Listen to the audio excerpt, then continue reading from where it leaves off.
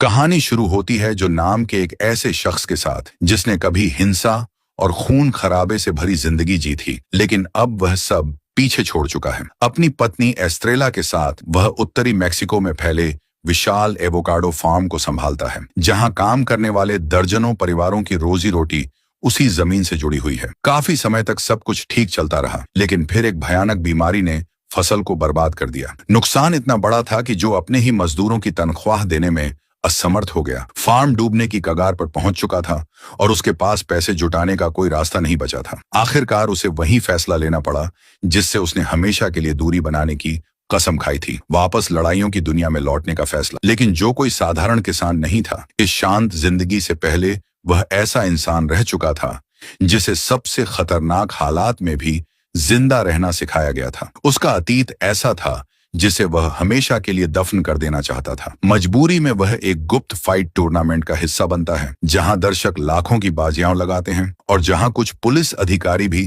तमाशा देखने पहुंचते हैं। हर जीत उसके लिए फार्म को कुछ और दिनों तक बचाए रखने का मौका बन जाती है, इसलिए जो तय कर चुका है कि जब तक शरीर साथ देगा वह लड़ता रहेगा। उसके साथ हर वक्त खड़ा रहता है लोपेज, उसका भरोसेमंद साथी और सबसे वफादार कर्मचारी। पहली ही लड़ाई में उसका प्रतिद्वंद्वी डर पैदा करने की कोशिश करता है। वह गंदी चालें चलता है और मुकाबले के दौरान उसे काटने तक की कोशिश कर बैठता है, लेकिन यही गलती उसके लिए भारी पड़ जाती है। जो पल भर में हालात अपने नियंत्रण में ले लेता है और ऐसी पकड़ लगाता है कि कुछ ही सेकंड में सामने वाला बेहोश होकर जमीन पर गिर पड़ता है। इतने सालों की दूरी के बावजूद उसकी काबिलियत जरा भी कम नहीं हुई थी। दर्शकों के बीच शोर गूंजता है, जीत किसान की हुई। मुकाबला खत्म होने के बाद लोपेज की चिंता साफ दिखाई देती है। वह जानता है कि हर अगली लड़ाई जो को मौत के और करीब ले जा सकती है, मगर जो साफ शब्दों में कह देता है कि जब तक वह अपने मजदूरों का हक अदा नहीं कर देता तब तक रुकने वाला नहीं है। अगला प्रतिद्वंद्वी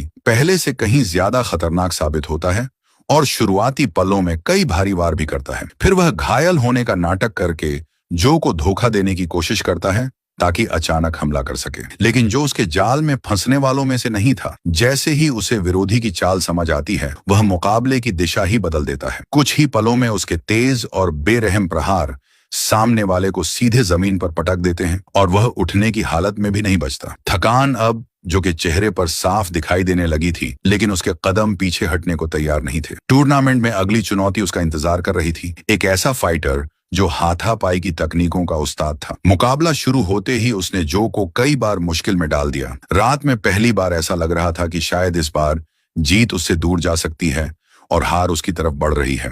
सामने वाला फाइटर धीरे धीरे मुकाबले पर हावी होने लगा। उसने कई बार जो को ऐसी पकड़ में जकड़ लिया जहां से बच निकलना लगभग नामुमकिन लग रहा था और कुछ ही पलों में हार मानने की नौबत आ गई। लेकिन तभी उसके भीतर दबा हुआ पुराना योद्धा फिर जाग उठा। वर्षों का अनुभव और कठिन लड़ाइयों से सीखी हुई हर कला एक साथ लौट आई। अचानक जो ने पूरा खेल पलट दिया, विरोधी की पकड़ तोड़ी और इतनी ताकत से उसे जकड़ा कि उसका हाथ लगभग टूटने की कगार पर पहुंच गया। कुछ ही क्षणों बाद एक और जीत उसके नाम दर्ज हो चुकी थी। अब बारी थी अगले प्रतिद्वंद्वी की, जिसका नाम था बॉनी। उसका विशाल शरीर और डरावना व्यक्तित्व ही किसी का भी आत्मविश्वास हिला देने के लिए काफी था। लेकिन हैरानी की बात यह थी कि इतने भारी शरीर के बावजूद उसकी रफ्तार बेहद तेज थी। मुकाबले की शुरुआत में उसने केवल अपनी ताकत के दम पर जो को कुचल देने की कोशिश की, मगर जल्द ही उसे एहसास हो गया कि वह किसी साधारण इंसान के सामने नहीं खड़ा है, जो एक एक वार को अद्भुत फुर्ती से बचाता रहा और सही मौके का इंतजार करता रहा। आखिरकार जैसे ही उसे मौका मिला, उसने लगातार कई ऐसे मुक्के जड़ दिए कि विशालकाय बॉनी पूरी तरह लड़खड़ा गया। उसने खुद को संभालने की कोशिश जरूर की, लेकिन आखिरकार उसके पैर जवाब दे गए और वह सबके सामने धड़ाम से जमीन पर गिर पड़ा। लगातार जीत के बाद आखिरकार जो उतना पैसा जुटाने में सफल हो गया जिससे फार्म के सभी कर्मचारियों की लगभग 2 महीने की तनख्वाह निकल सकती थी, उसका मकसद पूरा हो चुका था।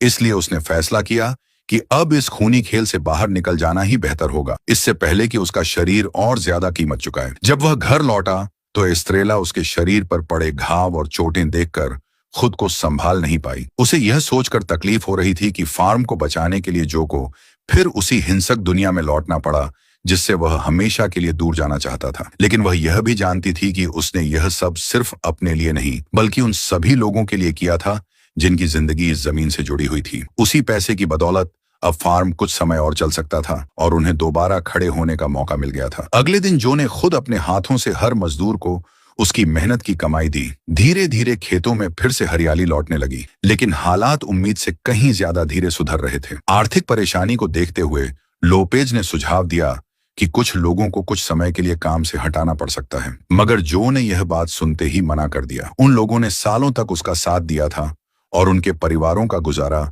इसी काम पर चलता था। वह जानता था कि कर्मचारियों की संख्या कम करने से खर्च जरूर घट जाएगा, लेकिन ऐसा करना उन लोगों को छोड़ देने जैसा होता जिन्होंने मुश्किल वक्त में हमेशा उसका साथ निभाया था। कुछ समय बाद जो मार्को नाम के एक युवा कर्मचारी के साथ बाजार की ओर निकलता है। मार्को उसके लिए सिर्फ मालिक नहीं बल्कि एक आदर्श की तरह था। रास्ते में वह खुद को रोक नहीं पाता और पूछ बैठता है कि इतनी काबिलियत होने के बावजूद उसने इतनी दूर और शांत जगह पर जिंदगी बिताने का फैसला क्यों किया। पहले तो जो बात टालने की कोशिश करता है, लेकिन आखिरकार अपने अतीत का एक हिस्सा उसके सामने खोल देता है। वह बताता है कि कभी वह किराए का लड़ाका था और ऐसे लोगों के लिए काम करता था जिनका साथ उसे कभी नहीं देना चाहिए था। उस जिंदगी से तंग आकर उसने एस्ट्रेला के पिता का प्रस्ताव स्वीकार किया और इस इलाके में आकर स्थानीय आत्मरक्षा समूह को प्रशिक्षण देना शुरू कर दिया। मार्को उसकी बातें बड़े ध्यान से सुनता रहा। उसकी आंखों में सम्मान साफ दिखाई दे रहा था। उसने कहा कि वह भी एक दिन जो जैसा बनना चाहता है, लेकिन जो ने तुरंत उसे रोका और कहा कि उसकी पुरानी जिंदगी किसी प्रेरणा की कहानी नहीं है। उसने अपनी आंखों से इतना खून और बर्बादी देखी थी कि अब उसे यकीन हो चुका था कि जमीन पर मेहनत करके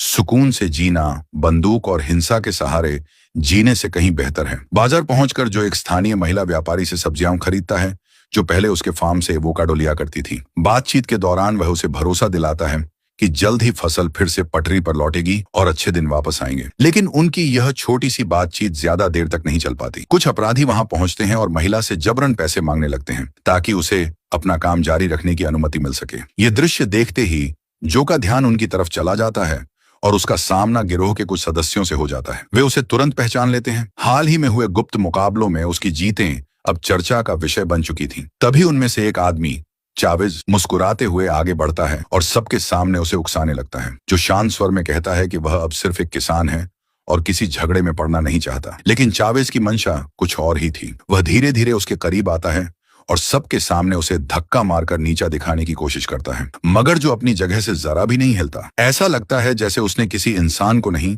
बल्कि पत्थर की दीवार को धक्का दिया हो। इसके बावजूद जो खुद पर काबू बनाए रखता है और दोबारा कहता है कि वह सिर्फ अपने घर लौटना चाहता है। मामला तब और बिगड़ जाता है जब मार्को बीच में बोल पड़ता है। अगले ही पल चावेज बंदूक निकालकर सीधे उसकी तरफ तान देता है। बिना एक पल गंवाए जो दोनों के बीच आकर खड़ा हो जाता है और लड़के को अपने पीछे कर लेता है। वह फिर से दोहराता है कि उसे किसी लड़ाई से कोई मतलब नहीं। शायद यही वजह थी कि आखिरकार चावेज ने उन्हें जाने दिया, लेकिन उनकी पीठ मुड़ते ही उसने अपना असली चेहरा दिखा दिया। बिना किसी झिझक और बिना किसी पछतावे के उसने उसी महिला व्यापारी को गोली मार दी जिससे कुछ देर पहले पैसे वसूले जा रहे थे। पूरे बाजार के सामने उसकी जान ले ली गई, लेकिन किसी ने आवाज तक नहीं उठाई। वहां मौजूद हर शख्स डर के साए में जकड़ा खड़ा था। फार्म की तरफ लौटते हुए मार्को के दिमाग से वह दृश्य निकल ही नहीं रहा था। उसकी बेबसी धीरे धीरे गुस्से में बदलने लगी और उसने कसम खाई कि एक दिन वह लड़ना सीखेगा और उन जैसे लोगों का अंत करेगा जो उसे समझाने की कोशिश ही कर रहा था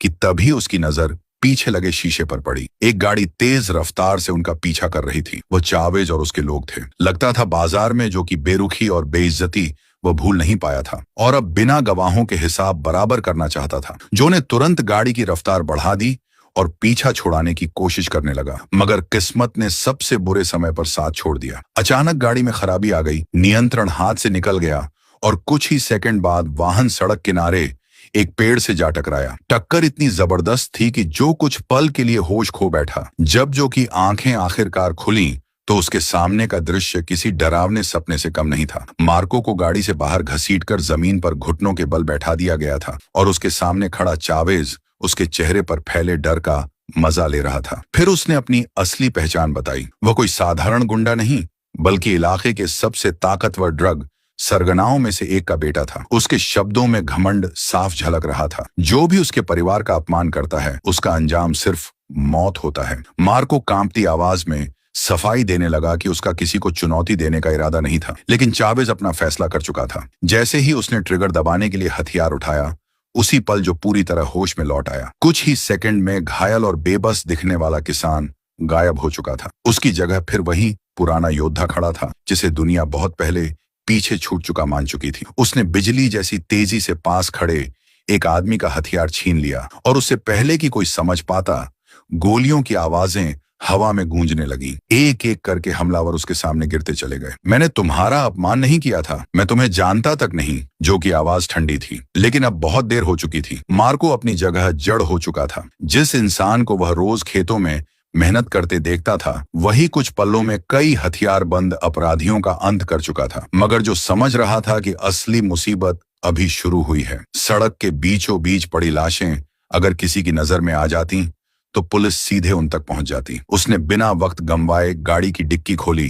फावड़े निकाले और मार्को को मदद करने के लिए कहा। लड़के के हाथ डर से कांप रहे थे, फिर भी उसने खुद को संभाला और साथ लग गया। कई घंटों तक दोनों बिना कुछ बोले मिट्टी खोदते रहे और उन शवों को एक अस्थायी कब्र में दफना दिया। इसके बाद अपराधियों की गाड़ी को आग लगा दी गई ताकि हर सुराग उसी आग में राख हो जाए। जलती हुई गाड़ी को देखते हुए मार्को खुद को रोक नहीं पाया और पूछ बैठा कि कोई इंसान इतनी ठंडे दिमाग से यह सब कैसे कर सकता है। जो ने उसकी तरफ देखे बिना जवाब दिया कि उसकी पुरानी दुनिया में गलतियों की कोई गुंजाइश नहीं होती थी। वहां सिर्फ दो ही रास्ते होते थे, या तो तुम सामने वाले को खत्म करो या खुद खत्म हो जाओ। सब कुछ खत्म होने के बाद वह मार्को को उसके घर छोड़ता है और उससे वादा लेता है कि उस रात के बारे में कभी किसी से एक शब्द नहीं कहेगा। मार्को हामी तो भर देता है, लेकिन उसकी आंखों में साफ दिखाई दे रहा था कि उस रात की तस्वीरें उसका पीछा लंबे समय तक नहीं छोड़ेंगी। दिन गुजरते गए और ऊपर से सब कुछ सामान्य दिखाई देने लगा। फार्म धीरे धीरे फिर से संभलने लगा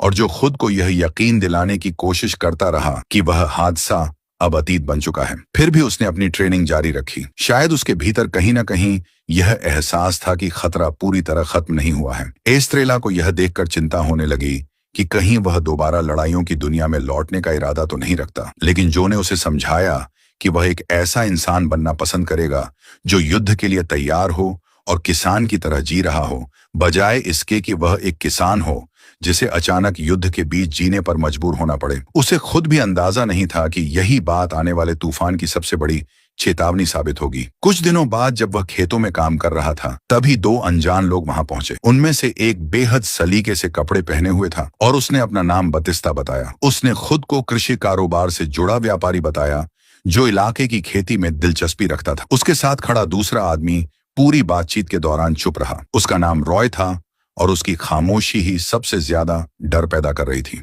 जो ने उन्हें खेतों में खुलकर घूमने नहीं दिया, लेकिन शिष्टाचार निभाते हुए उन्हें उनकी गाड़ी तक छोड़ने चल पड़ा। रास्ते भर बतिस्ता खेती और व्यापार की बातें करता रहा, जैसे सचमुच कोई सौदा करना चाहता हो। लेकिन जो को उसकी हर हरकत अजीब लग रही थी। वह जरूरत से ज्यादा सवाल पूछ रहा था और उसकी नजरें जमीन से ज्यादा आसपास की चीजों का निरीक्षण कर रही थी। जो को यह महसूस होने लगा कि सामने वाला आदमी खरीदने नहीं बल्कि कुछ तलाशने आया है। असलियत यह थी कि बतिस्ता का खेती से दूर दूर तक कोई संबंध नहीं था। वह उस खतरनाक आपराधिक संगठन के मुखिया का सबसे भरोसेमंद आदमी था, जबकि रॉय वह शख्स था जिसे संगठन के दुश्मनों को खत्म करने के लिए भेजा जाता था। जैसे ही दोनों फार्म से निकले, जो को यकीन हो गया कि उसका शक गलत नहीं था। कोई बड़ी मुसीबत उसकी तरफ बढ़ रही। वह तुरंत घर की तरफ भागा और एस्ट्रेला से कहा कि जितनी जल्दी हो सके सामान तैयार करे, क्योंकि उन्हें तुरंत निकलना होगा। वह हैरान रह गई और वजह पूछने लगी, लेकिन जो सिर्फ इतना कह पाया कि उसने हाल ही में एक ऐसी गलती की है जिसका अतीत अब उसे ढूंढते हुए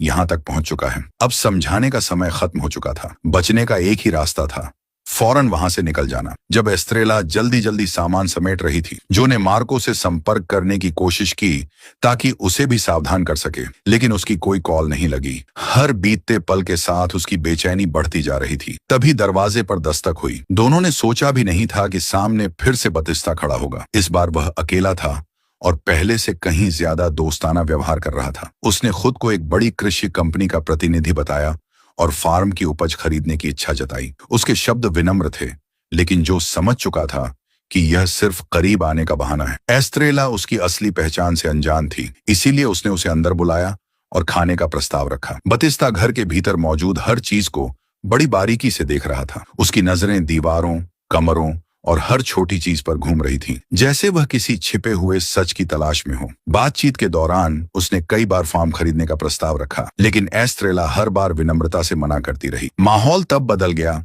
जब उसकी नजर दरवाजे के पास रखे बैगों पर पड़ी। हल्की मुस्कान के साथ उसने पूछा कि क्या वे कहीं जाने की तैयारी कर रहे हैं। एस्ट्रेला ने तुरंत जवाब बनाया और कहा कि उसकी बहन मां बनने वाली है, इसलिए कुछ दिनों के लिए उसके पास जाना जरूरी है। लेकिन बत्तिस्ता के चेहरे से साफ था कि वह इस कहानी पर विश्वास नहीं कर रहा। कुछ ही पल बाद उसकी बातें बदलने लगीं। उसने एस्ट्रेला के पिता का जिक्र किया और बताया कि वह उन्हें अच्छी तरह जानता था। उसने यह भी याद दिलाया कि कैसे उन्होंने वर्षों तक इलाके को आतंकित करने वाले कार्टेलों के खिलाफ लड़ते हुए अपनी जान गंवाई थी। फिर उसकी नजर जो कि गाड़ी पर गई। उसने कहा कि नई पेंटिंग के बावजूद उसमें हाल ही के बड़े हादसे के निशान अभी भी दिखाई दे रहे हैं। जो ने शांत स्वर में जवाब दिया कि खेतों में काम करते हुए दुर्घटना हो गई थी। लेकिन बत्तिस्ता यही नहीं रुका। उसने बताया कि कुछ समय पहले एक किसान की जमीन पर एक जली हुई गाड़ी मिली थी और उसके पास से कई लोगों की लाशें बरामद हुई थीं, जिनमें एक बड़े अपराधी सरगना का बेटा भी शामिल था। ऐसी बातें सुनकर कोई भी घबरा जाता, लेकिन जो के चेहरे पर कोई बदलाव नहीं आया। उसने पूरी शांति से हर बात सुनी और आखिर में साफ शब्दों में बता दिया कि मुलाकात अब खत्म हो चुकी है। बत्तिस्ता संदेश समझ गया। जाते जाते उसने अपना कार्ड मेज पर रखा और कहा कि अगर वे अपना फैसला बदलें तो उसे फोन कर सकते हैं। उसी दौरान रॉय कुछ पल के लिए अंदर आया। उसने एक शब्द भी नहीं कहा। वह सिर्फ जो को लगातार देखता रहा, जैसे किसी लड़ाई से पहले अपने प्रतिद्वंद्वी का आकलन कर रहा हो। फिर दोनों वहां से चले गए। उनकी गाड़ी नजरों से ओझल होते ही जो ने गहरी सांस ली। अब उसके मन में कोई शक नहीं बचा था। बत्तिस्ता सब समझ चुका था और उसे यकीन था कि चावेज की मौत के पीछे उसी का हाथ है। उसने तुरंत फार्म छोड़ने का फैसला किया, लेकिन उससे पहले मार्को को ढूंढना जरूरी था। जब वे निकलने की तैयारी कर रहे थे, एस्ट्रेला हर पल उसके साथ खड़ी रही। उसने उसका हाथ पकड़कर कहा कि चाहे कुछ भी हो जाए, वे हर मुश्किल का सामना साथ मिलकर करेंगे। उसकी बात सुनकर जो कुछ पल के लिए भावुक हो गया। उसके मन में पहली बार उसे शादी के लिए पूछने का ख्याल आया, लेकिन उसने उस भावना को दबा दिया। अभी सबसे जरूरी चीज जिंदा बचना था। रवाना होने से पहले उसने लोपेज को फोन किया और उसे कहा कि जब तक वे वापस नहीं आते, वह फार्म पर नजर बनाए रखें। लोपेज ने बिना कोई सवाल पूछे तुरंत हामी भर दी। कुछ ही देर बाद वे मार्को के घर के पास पहुंच जाते हैं, जो एस्ट्रेला से कहता है कि वह गाड़ी के अंदर ही रहे और इंजन चालू रखे। अगर हालात बिगड़ जाएं तो उसे बिना पीछे देखे तुरंत निकल जाना होगा। खुद जो बेहद सावधानी के साथ घर की तरफ बढ़ता है, तभी उसकी नजर दरवाजे से बाहर निकलते एक घायल और खून से लथपथ आदमी पर पड़ती है। बिना कोई आवाज किए वह उसके पीछे पहुंचता है और एक ही झटके में उसका काम तमाम कर देता है। अगले ही पल वह घर के भीतर दाखिल होता है। अंदर का नजारा देखकर उसका दिल बैठ जाता है। उसका सबसे बड़ा डर सच साबित हो चुका था। मार्को अब इस दुनिया में नहीं था। उसका निर्जीव शरीर बाथटब के अंदर पड़ा था, मानो उसे बेरहमी से मौत के हवाले कर दिया गया हो। कुछ पल तक जो वहीं खड़ा रह जाता है, उसके भीतर अपराध बोध की लहर दौड़ जाती है। अगर वह उस लड़के को अपनी लड़ाई में न घसीटता तो शायद आज वह जिंदा होता। बाहर आकर वह एस्ट्रेला को सब कुछ बता देता है। अब यह साफ हो चुका था कि दुश्मनों को उनकी पहचान और ठिकाने दोनों का पता चल चुका है। देर सबेर वे उन तक पहुंच ही जाते। यही सोचकर जो एक कठिन फैसला लेता है, वह एस्ट्रेला से कहता है कि वह तुरंत शहर छोड़ दे और किसी सुरक्षित जगह उसका इंतजार करे। वह खुद दुश्मनों को अपनी तरफ खींचकर उसे खतरे से दूर रखेगा। एस्ट्रेला की आंखों से आंसू बहने लगते हैं। वह उससे अकेला छोड़कर न जाने की गुहार लगाती है और सिर्फ एक वादा मांगती है कि वह जिंदा वापस लौटेगा। जो उसकी तरफ देखता है और उसे भरोसा दिलाता है कि वे दोबारा मिलेंगे। फिर वह चुपचाप खड़ा होकर गाड़ी को दूर जाते हुए देखता रहता है। जब तक वह नजरों से ओझल नहीं हो जाती, वह वहीं खड़ा रहता है। उसके बाद वह दोबारा घर के अंदर लौटता है और कुछ पल मार्को के शव के सामने खड़ा रहता है। धीरे धीरे उसकी आंखों की उदासी गायब होने लगती है। उसकी जगह अब सिर्फ एक चीज बची थी, खौलता हुआ गुस्सा। ज्यादा समय नहीं बीतता कि कई गाड़ियां घर को चारों तरफ से घेर लेती हैं। हथियारों से लैस दर्जनों लोग बाहर निकलते हैं। उन्हें यकीन था कि वे एक अकेले आदमी का अंत करने आए, लेकिन उन्हें इस बात का अंदाजा नहीं था कि वे शिकार नहीं, शिकारी को घेरने की भूल कर चुके हैं। कुछ ही पलों बाद जो घर से बाहर निकलता है, उसके हाथ में सिर्फ एक बड़ा सा माचेते था। उसने एक शब्द तक नहीं कहा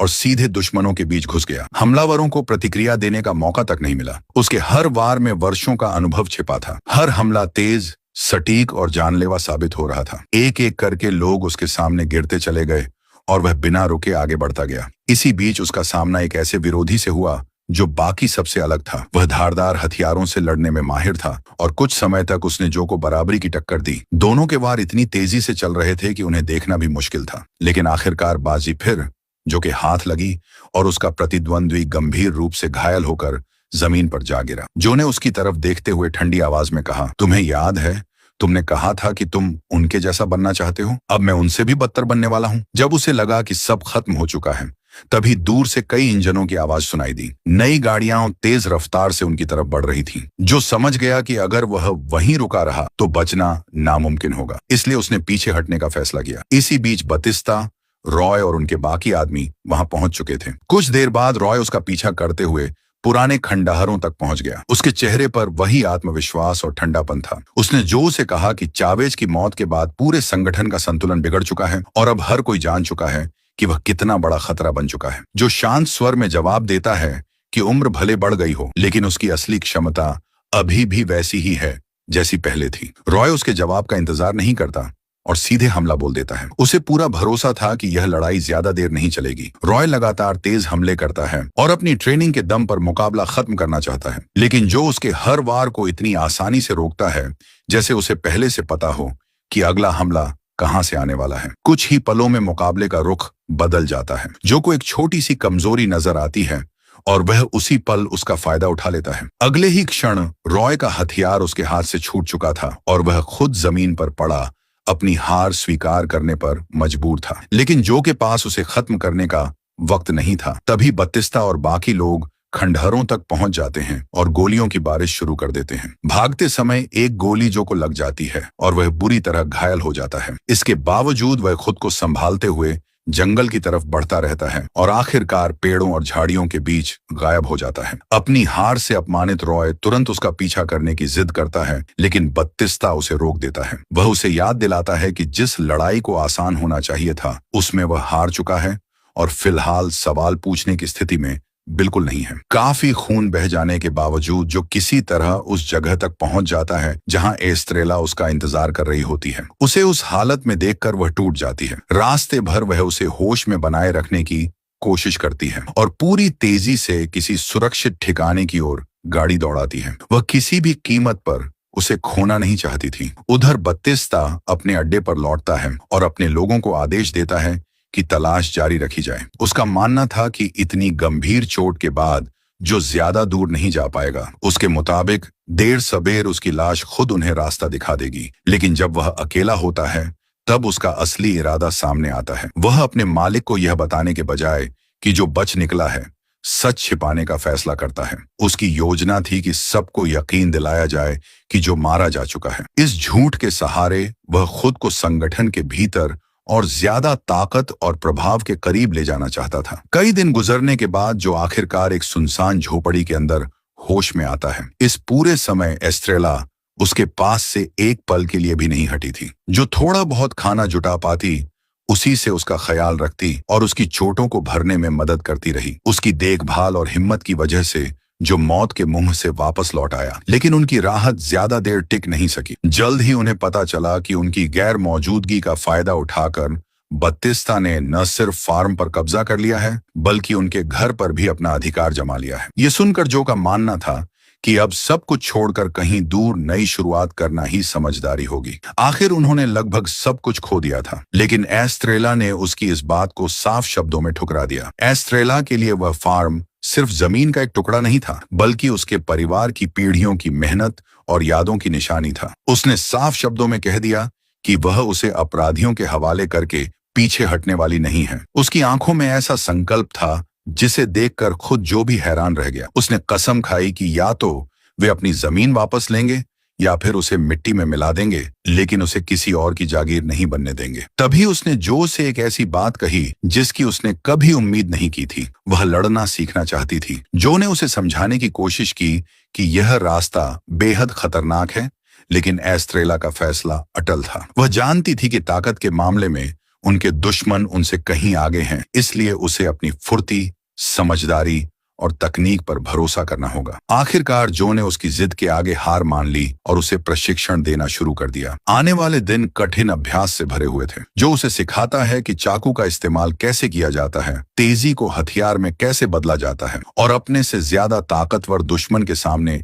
कैसे टिके रहना चाहिए। हर गुजरते दिन के साथ एस्ट्रेला पहले से ज्यादा तेज, ज्यादा सटीक और ज्यादा आत्मविश्वासी होती चली गई। इसी दौरान एक दिन जो अकेले बैठा कुछ ऐसा करता है जो उसने वर्षों से नहीं किया था। वह घुटनों के बल बैठ जाता है और प्रार्थना करने लगता है। उसके होंठों पर दौलत या बदले की कोई मांग नहीं थी। उसने भगवान से सिर्फ इतना मांगा कि उसे एक और मौका मिल जाए। वह बस इतनी लंबी जिंदगी चाहता था कि एस्ट्रेला से शादी कर सके और उसके साथ वह शांत जीवन जी सके, जिसका सपना दोनों ने हमेशा देखा था। कुछ देर बाद एस्ट्रेला उसके पास आकर बैठती है। वह उसे याद दिलाती है कि उसका शरीर अभी पूरी तरह ठीक नहीं हुआ है, लेकिन साथ ही यह भी कहती है कि जब उसके पास कोई रास्ता नहीं बचता तभी वह सबसे खतरनाक साबित होता है। उसकी यही बात जो कि दिमाग में एक नई योजना पैदा कर देती है। अगर उसे पैसे, हथियार और दुश्मनों तक पहुंचने का रास्ता चाहिए तो उसके पास एक जगह थी जहां उसे तीनों मिल सकते थे, गुप्त फाइट टूर्नामेंट। इसी सोच के साथ वह स्थानीय आयोजक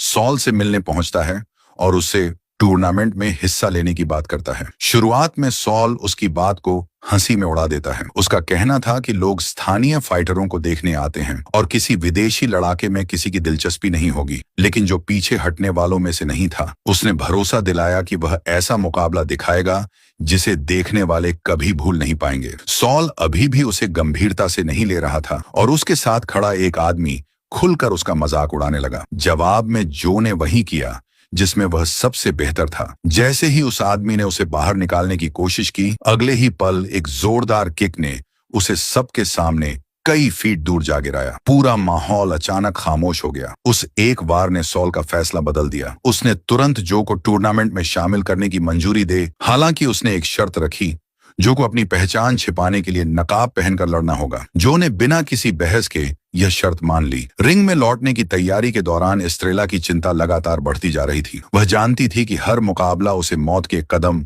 और करीब ले जा सकता है, लेकिन यह भी सच था कि अब उनके पास दूसरा कोई रास्ता नहीं बचा था। मुकाबला शुरू होते ही जो ने एक बार फिर साबित कर दिया कि उसका नाम कभी डर की वजह क्यों माना जाता था। शुरुआती वार से ही उसने अपने प्रतिद्वंद्वी पर पूरा नियंत्रण हासिल कर लिया। दर्शक उसकी रफ्तार और सटीकता देखकर दंग रह गए। आखिरकार मुकाबले का अंत उसी तरह हुआ जैसे उसके कई पुराने मुकाबलों का हुआ करता था। जो ने अपने विरोधी को ऐसी पकड़ में जकड़ा कि कुछ ही पलों में वह बेहोश होकर ढेर हो गया। उसकी वापसी इससे बेहतर नहीं हो सकती थी, लेकिन किस्मत ने एक बार फिर करवट बदल ली। अगले मुकाबले से पहले उसकी नजर दर्शकों के बीच बैठे दो चेहरों पर पड़ी, बतिस्ता और रॉय। उसी समय जब सबकी निगाहें लड़ाई पर टिकी थीं, उनके लोग भीड़ और शोर का फायदा उठाकर एस्ट्रेला को बंदूक की नोक पर अपने साथ ले गए। जैसे ही जो की नजर रॉय पर पड़ी, उसके भीतर सब कुछ टूट गया। उसे तुरंत समझ आ गया कि कुछ भयानक हो चुका है। गुस्से ने उसके होश पर कब्जा कर लिया और उसने अपने सामने खड़े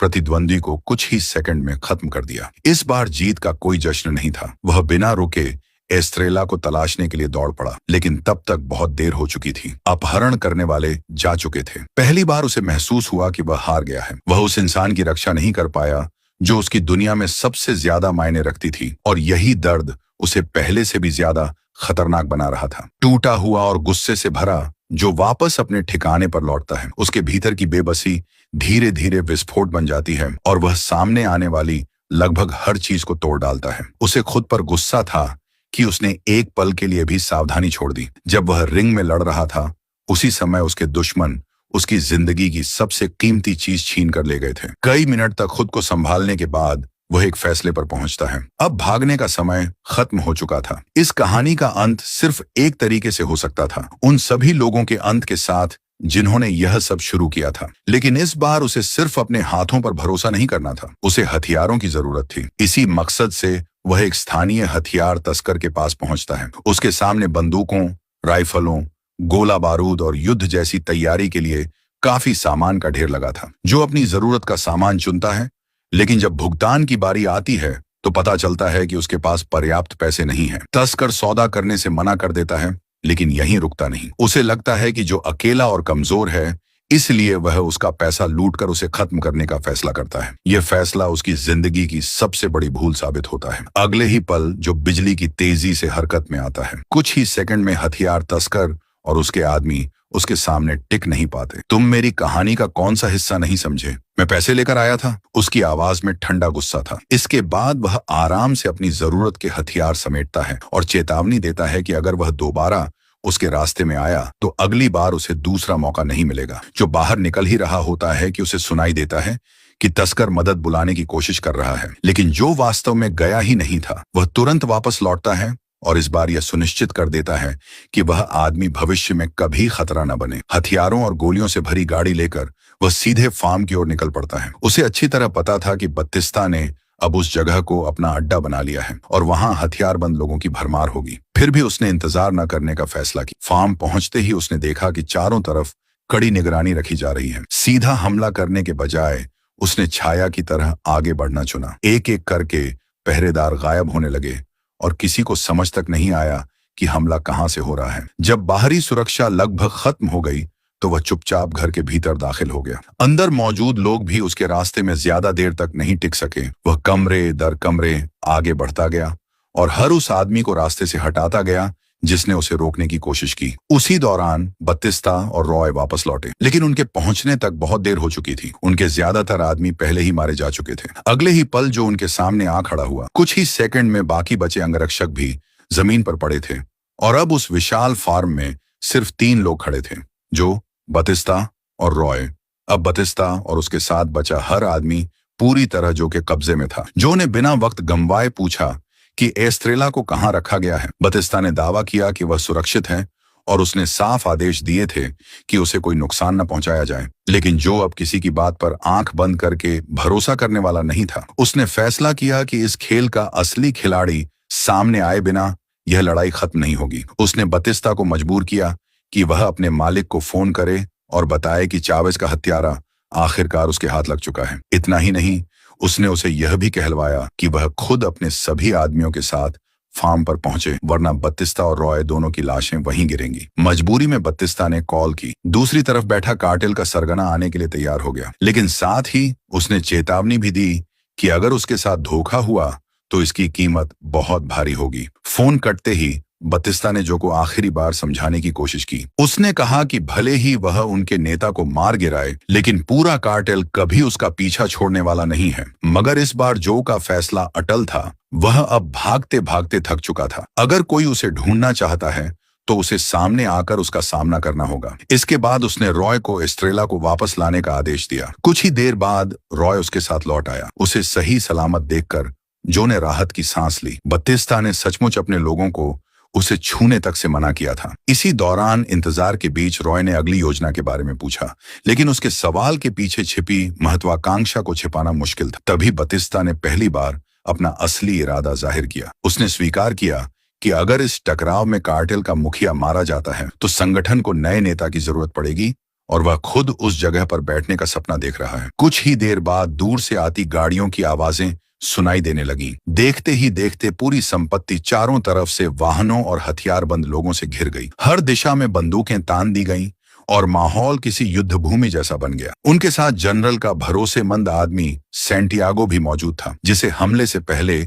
बातचीत के लिए भेजा गया था। इस मौके का फायदा उठाते हुए जो ने अपनी शर्तें रखी। उसने कहा कि उसे अपनी जमीन वापस चाहिए और वह चावेज की मौत की सच्चाई खुद जनरल के सामने रखना चाहता है। इसीलिए उसने उसे घर के अंदर आने को कहा। लेकिन रॉय तुरंत समझ गया कि मामला कुछ और है। उसे यकीन हो गया कि बत्तिस्ता ने उनके साथ विश्वासघात किया है। वह गुस्से में उसकी तरफ बढ़ा ही था कि बत्तिस्ता उससे पहले हरकत में आ गया। उसने टूटी हुई बोतल उठाई और बिना किसी हिचकिचाहट के उसे रॉय की गर्दन में घोंप दिया। कुछ ही सेकंड में रॉय जमीन पर पड़ा था। फिर उसने जो की तरफ देखा और माना कि कम से कम इस पल के लिए दोनों एक ही दुश्मन के खिलाफ खड़े हैं, भले ही बाद में शायद वे फिर एक दूसरे के खिलाफ हथियार उठा लें। इसी बीच जो के मन में एक अजीब एहसास भी पैदा हुआ। जब से बत्तिस्ता ने फार्म पर कब्जा किया था, उसने फसल को बर्बाद करने वाली बीमारी पर काबू पा लिया था और उत्पादन भी चालू रखा था। शायद वह पूरी तरह अच्छा इंसान नहीं था, लेकिन उतना अंधेरा भी नहीं जितना जो ने उसे समझ लिया था। यही वजह थी कि उसने उसे हथियार थमा दिए। अब वे साथ लड़ने वाले थे,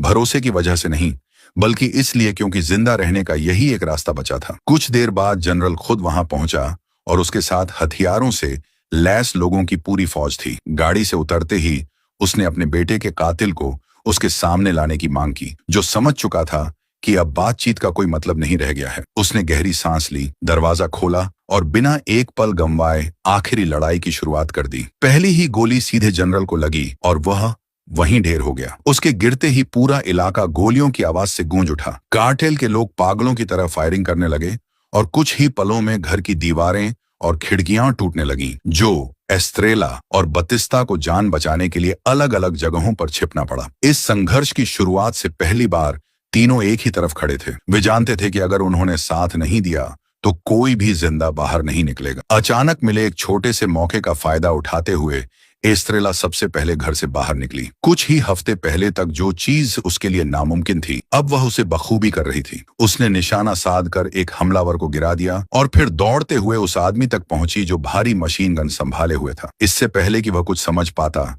एस्ट्रेला का चाकू उसके सीने तक पहुंच चुका था। यह वही हुनर था जो ने उसे सिखाया था। अगले ही पल उसने उस विशाल हथियार को अपने हाथ में लिया और कार्टेल के लोगों पर गोलियों की बरसात शुरू कर दी। अचानक हुए इस जवाबी हमले से कई दुश्मन पीछे हटने पर मजबूर हो गए। उधर घर के अंदर जो और बत्तिस्ता अभी भी लगातार आने वाले हमलावरों का सामना कर रहे थे। अब फार्म का हर कमरा युद्ध के मैदान में बदल चुका था। गोलियों की गूंज पूरी संपत्ति में फैल रही थी और जो तथा बत्तिस्ता एक दूसरे को कवर देते हुए आगे बढ़ रहे। कई हमलावरों को गिराने के बाद अचानक जो को एहसास हुआ कि उसकी बंदूक खाली हो चुकी है। उसने बिना एक पल गंवाए हथियार नीचे फेंका और अपने पुराने साथी उस भारी माचेते को फिर से हाथ में उठा लिया। तभी सामने एक और लड़ाका उसी तरह की धारदार तलवार लिए खड़ा दिखाई दिया। दोनों के बीच जबरदस्त भिड़ंत शुरू हो गई। सामने वाला भी हथियार चलाने में माहिर था और उसने जो को घायल करने में कामयाबी हासिल कर ली, लेकिन अनुभव और क्रूर सटीकता के सामने उसकी कला ज्यादा देर नहीं टिक सकी। कुछ ही पलों बाद वह खून से लथपथ जमीन पर पड़ा था।